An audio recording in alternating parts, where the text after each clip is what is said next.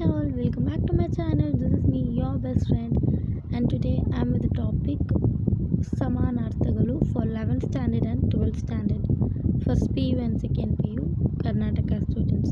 Come, let's get into the video.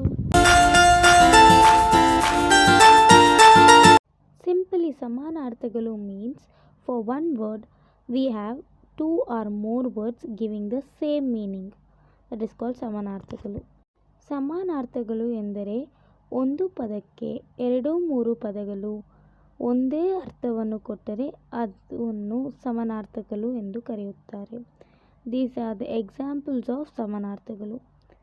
ಸಮಾನಾರ್ಥಗಳ ಉದಾಹರಣೆಗಳು 50 ಯಾವುದಾದ್ರೂ ಒಂದು